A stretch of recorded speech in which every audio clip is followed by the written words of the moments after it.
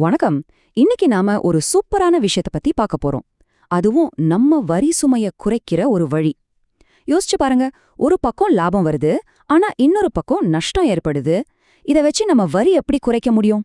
வருமான வரி சட்டத்துல இருக்கிற செட் ஆஃப் அப்படிங்கிற ஒரு பவர்ஃபுல் டெக்னிக்க தான் இன்னைக்கு நாம ரொம்ப சிம்பிளா புரிஞ்சுக்க போறோம். வாங்க, நாம என்னென்ன பார்க்க போறோம்னு ஒரு சின்னதா ஒரு ஓட்டம் பார்த்துடலாம். முதல்ல செட் ஆஃப்னா என்னன்னு அதோட அடிப்படையை புரிஞ்சுக்கலாம். அதுக்கப்புறம் அதுல என்னென்ன லெவல்ஸ் இருக்கு, முக்கியமான விதிகள் என்ன, கடைசியா உங்க நஷ்டங்களை அடுத்த வருஷத்துக்கு எப்படி கொண்டு போகலான்னு வரிசையா பார்க்க போறோம். சரி, வாங்க நம்ம முதல் பகுதிக்குள்ள போலாம். Set of.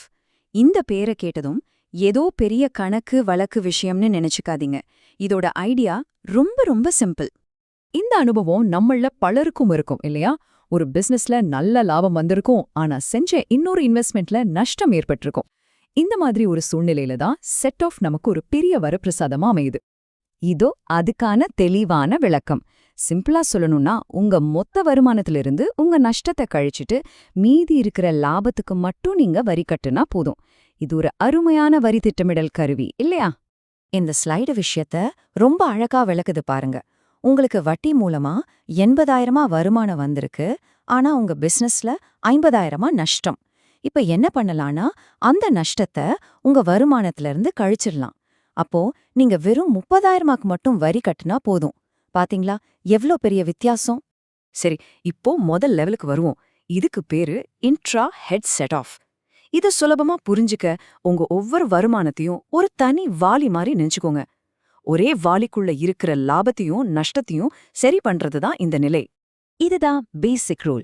உதாரணத்துக்கு, உங்களுக்கு 2 பிசினஸ் இருக்குன்னு வச்சுக்கோங்க. ஒண்ணுல நஷ்டம் வந்தா அத இன்னொரு பிசினஸ்ல வர்ற லாபத்தோட சரி கட்டிக்கலாம். ஏன்னா ரெண்டுமே வணிக வருமானம்ங்கிற ஒரே வாலிக்குள்ள தான் இருக்கு. ஆனா இங்க ஒரு சின்ன ட்விஸ்ட் இருக்கு. ஒரே மூலதன ஆதாயங்கள் வாழிக்குள்ளேயே எல்லா நஷ்டமும் ஒண்ணில்ல. பாருங்க, ஷார்ட் டேர்ம் கேபிட்டல் லாஸ ஷார்ட் டேர்ம் மற்றும் லாங் டேர்ம் கெயின்ஸ் 2 கூடவும் செட் ஆஃப் பண்ணலாம். ஆனா லாங் டேர்ம் கேபிட்டல் லாஸ லாங் டேர்ம் கெயின் கூட மட்டும்தான் சரி செய்ய முடியும். ஷார்ட் டேர்ம் கூட முடியாது. இது ரொம்ப ரொம்ப முக்கியமான ஒரு பாயிண்ட். நல்லா நோட் பண்ணிக்கோங்க. இதே மாதிரி தாங்க மத்த வருமான வகைகளுக்கும் சில விதிகள் இருக்கு. முக்கியமா ஒன்னு ஞாபகம் வச்சுக்கணும். இந்த ஊக வணிகம், அதாவது ஸ்பெகுலேட்டிவ் பிசினஸ், லாட்டரி, சூதாட்டம், இதுல வர நஷ்டத்தை எல்லாம் அவ்வளோ சுலபமா மத்த வருமானத்தோட சரி கட்ட முடியாது. அதுக்கு கடுமையான கட்டுப்பாடுகள் இருக்கு. சரி, இப்ப நம்ம அடுத்த லெவலுக்கு போலாம். இதுக்கு பேரு இன்டர்ஹெட் செட் ஆஃப். இங்கதான் நம்ம வேற வேற வாலிகளை, அதாவது வேற வேற வருமான வகைகளை ஒன்னா கலந்து லாப நஷ்டத்தை சரி செய்ய போறோம். ஆனா ஒரு நிமிஷம், இதுக்கு ஒரு முக்கியமான கண்டிஷன் இருக்கு. நீங்க எடுத்த எடுப்புல இத செய்ய முடியாது. முதல்ல ஒவ்வொரு வாழிக்குள்ளேயும் இருக்கிற கணக்க முடிக்கணும். அது ஸ்டெப் 1.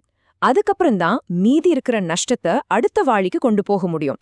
அதுதான் ஸ்டெப் 2. இந்த டேபிள் பாத்தீங்கன்னா உங்களுக்கு பளிச்சுன்னு புரியும். எந்த வாளிகளை ஒன்னா சேர்க்கலாம், எதை சேர்க்கவே கூடாதுன்னு இது தெளிவா காட்டுது. முக்கியமா அந்த இல்லைன்னு போட்டிருக்கிறத கவனிங்க. மூலதன நஷ்டத்தையும் ஊக வணிக நஷ்டத்தையும் மத்த வருமான தலைப்புகளோட கலக்கவே முடியாது. இது ஒரு முக்கியமான தடை. இப்ப நாம பார்க்க போறதுதான் இந்த டாபிக்கோட கிளைமேக்ஸ் மாதிரி. இதுதான் கோல்டன் ரூல்ஸ். இந்த விதிகளை எந்த காரணத்துக்காகவும் மாத்தவோ மீறவோ முடியாது. சோ ரொம்ப கவனமா கேளுங்க.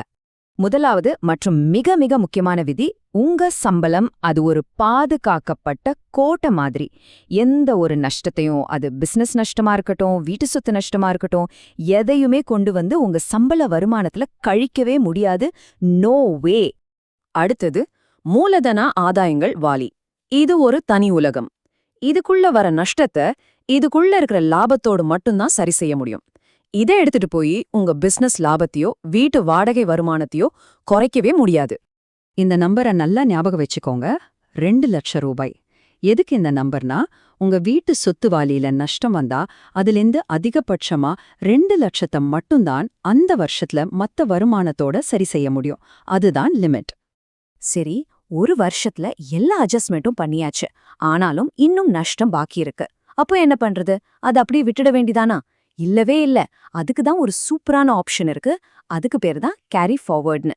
அதாவது மீதி இருக்கிற நஷ்டத்தை அடுத்தடுத்த வருஷங்களுக்கு கொண்டு போகலாம். ஆனா இங்க ஒரு விஷயம் கவனிக்கணும்.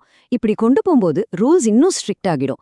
உதாரணத்துக்கு வீட்டு சொத்து நஷ்டத்தை அடுத்த வருஷங்கள்ல வீட்டு சொத்து வருமானத்தோட மட்டும்தான் சரி செய்ய முடியும். வேற எது கூடவும் சேர்க்க முடியாது. இப்ப புரியுதா நாம ஏன் கணக்கு வழக்குகளை சரியா மெயின்டைன் பண்ணணும்னு? இன்னைக்கு உங்களுக்கு வர்ற ஒரு நஷ்டம் அடுத்த 8 வருஷத்துக்கு உங்க வரியை மிச்சப்படுத்த ஒரு பெரிய வாய்ப்பா மாறலாம். சோ உங்க கணக்குகளை எப்பவும் சரியா வச்சுக்கோங்க. சரி, இப்போ உங்களுக்கு எல்லா ரூல்ஸும் தெளிவா புரிஞ்சிருக்கும்னு நம்புறேன். இனி உங்க நிதி வாழிகளை நீங்க எப்படி பேலன்ஸ் பண்ண போறீங்க?